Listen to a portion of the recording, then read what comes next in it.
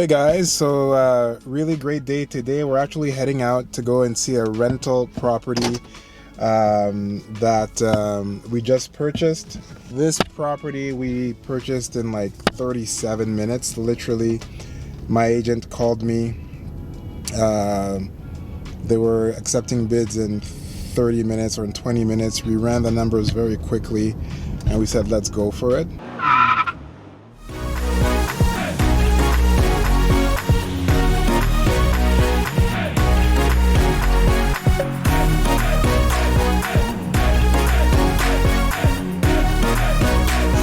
When you're in a hot real estate market, it's a little bit more difficult to find good deals. And what you need to do is you need to be ready the moment the deal is available, obviously. I'll shoot another video on some of the things you want to consider in terms of what to do to make sure that you're ready for a deal or to purchase an investment property. A couple of things I wanted to share with you guys very quickly. And I'll give you a walkthrough of the property, what we're going to do to it, and what the rental potential is, and all the numbers and everything. So this is going to be a long one. This property is about half an hour away from my house, 35 minutes specifically, and that's a great distance. I think that when you're owning investment properties, it's good for you to be driving distance from it so that you can swing by, see what's happening at any given time. I think that's really important. I've owned properties very far from my house, like flying distance from my house, and obviously you need property management, but I think the challenge there as well is that even with property management, when they know that you're a landlord who's not in the country, it can make things a little bit more challenging, right? So you just want to be mindful of that. If you're going to start off in real estate investment, my big suggestion is start with a property or building that's in your vicinity so that you can drive by it. You understand the local market a bit better. There are some advantages to doing that, obviously. And if you want to do something international, then it's a different ballgame. There are different systems that you need to put in place to make sure that that actually works. So that's that. When I get there, I'll shoot a couple of snippets as to why we bought it, what it looks like. I'm also taking some pictures because I want to get some quotes for some renovations. And so I'll do a video walkthrough and take some pictures as well when I get over there. If I were to try and flip this property, I could make some money off of it looking at today's market conditions, but I think I don't want to do that. I think that this is one of those properties, because of its location, because it has the walkout basement, no neighbors in the back, and so close to amenities. What I'd love to do is renovate it and then put some tenants in there and then just hold on to it for at least 5 years. That's what I'd like to do. I'm not big on flipping because it's more capital intensive, and I'm not doing the work myself. I'm hiring out for it. So that's kind of where my head is at right now. I'm gonna think about it, and then I'll do a follow-up video, obviously, with how much I paid for it, how much we're going to do for renos, so on and so forth. All right, this is it. I'll catch you in a little bit. So one of the elements that I really liked about this property is that it's fairly close. It's about 50 meters from a cul-de-sac. So you can see the cul-de-sac here, right? No exit out of this, right? So this is really great because whoever is going to purchase this home, whenever I sell it, is going to be looking for a place that's quiet, that has good access to amenities, and the access to amenities here is very, very good. I'll show you that in a sec. So the house is not exactly off a cul-de-sac, but it's about 50 meters-ish from the cul-de-sac, and that to me is really important because it increases the value of the property all in all. So I'm walking now. I've been walking for about 10-15 seconds, and right there is a small plaza. So there is a Shoppers Drug Mart there. There's a small restaurant, dental office, and so on and so forth. So the houses here in this small pocket are walking distance to this location, which is really important. It's also very close to a school. It's walking distance to a school. So here are already two things I already like about this home. Number one, it's very close to amenities, walking distance. Number two, it's a very quiet street because it has a cul-de-sac that's about 45 to 50 meters from there. So again, from a resale perspective, I think that's extremely positive. And there are two other things I really like about this home, and I'll show that to you in a second. So I'm going to do a quick walkthrough here of the property so that you get a sense for it. I'm just walking out on the driveway here so that you can see it from the back. This is it. So it's an end unit townhome on a really nice, quiet street. I'm going to give you the walkthrough right now, and you'll get a sense for it. Single car garage with decent height. Could take an SUV in, no problem. So that's good. So this is my main entrance door that I have here. Nothing extraordinaire, pretty straightforward. This is my half bath that's right here. Okay, half bath. Now this is the closet. This is a very important closet, and here's why. I'm going to try and fit in a washer dryer, a small washer dryer in this closet. So the reason I want to do this is this is a townhome that has a walkout basement.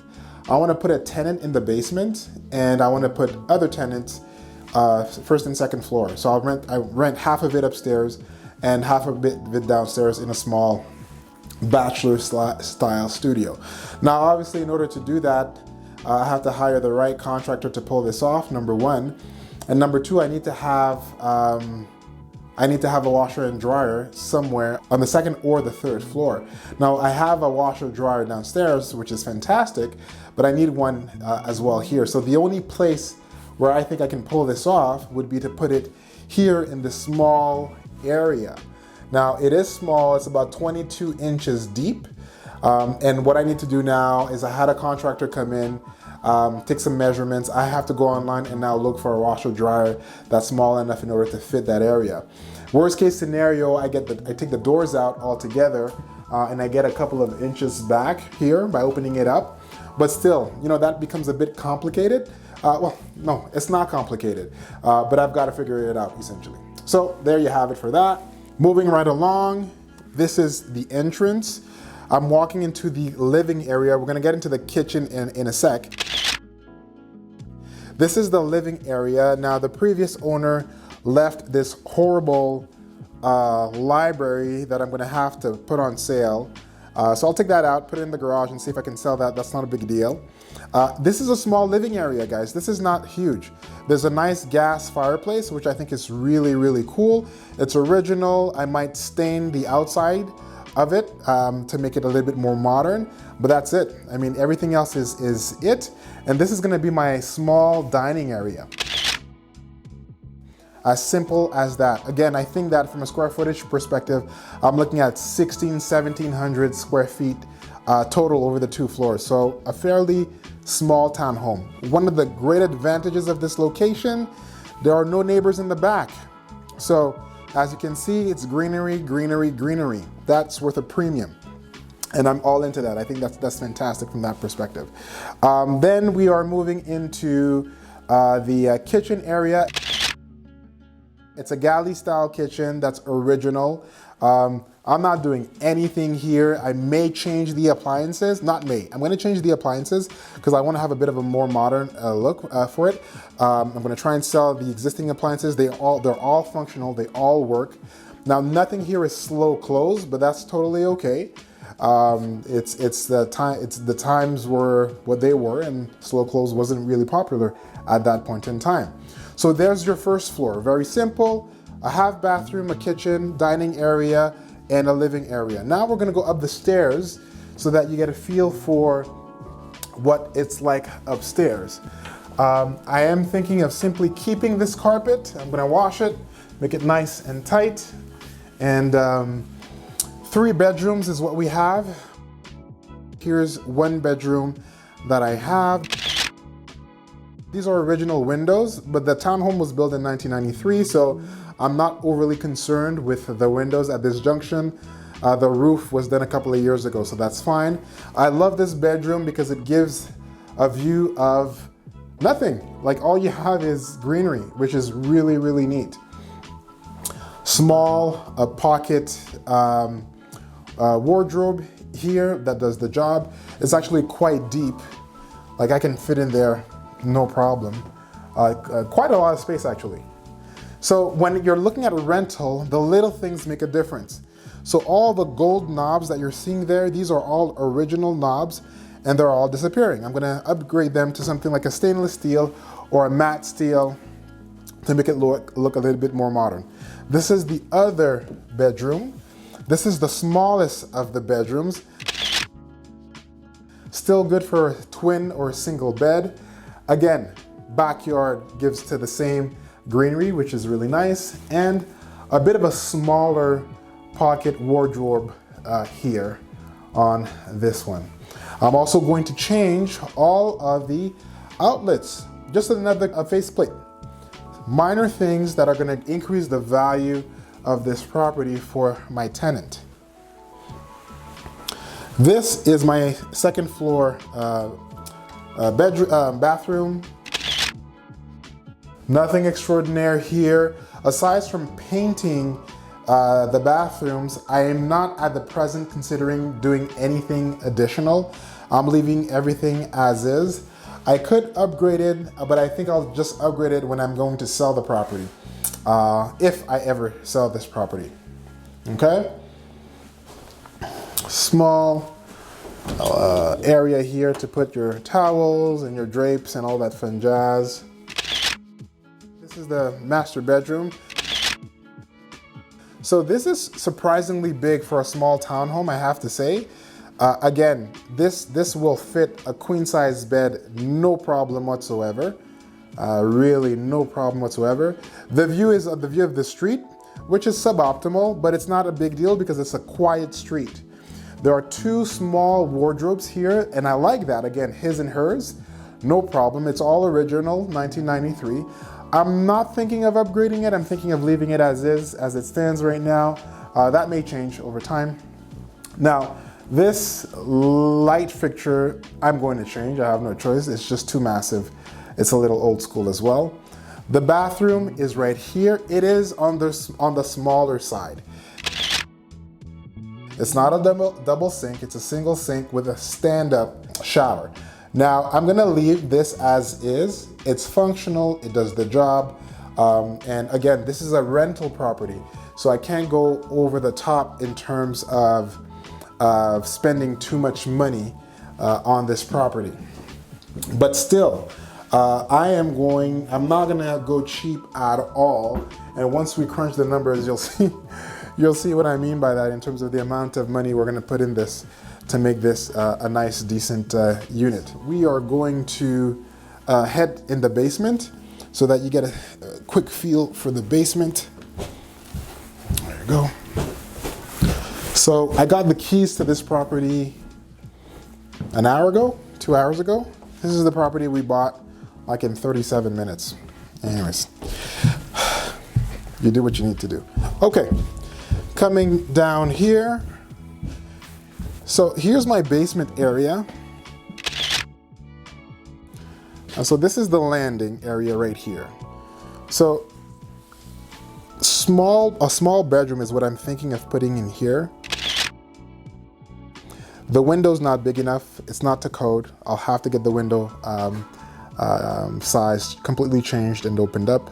That's part of the process. So we'll see how much the contractors are going to charge me for that. This is my washer and dryer. You'll see that they're the big ones that are there, and those came with the house. Now this is good. This is going to be my washroom area is what I'm thinking. That's still, I mean, we'll have to see if that's doable, and hopefully it won't cost too much to get that up and running. We'll have a washer and a dryer, stand-up shower, and a faucet essentially, and that'll do the job. Here, my electrical and is right behind. All of my hardware that's here. In this open area, the intent is we're gonna do a small kitchenette. And I'm also going to add 1 or 2 windows. Seeing that this is an end unit, I have the option of adding a couple of windows, and I think I should try and utilize that as much as possible to make this viable. And this is the entrance, or the exit if you will, to the basement unit, and a small landing area here where you can actually sit down and relax, I guess. I don't know, we'll see.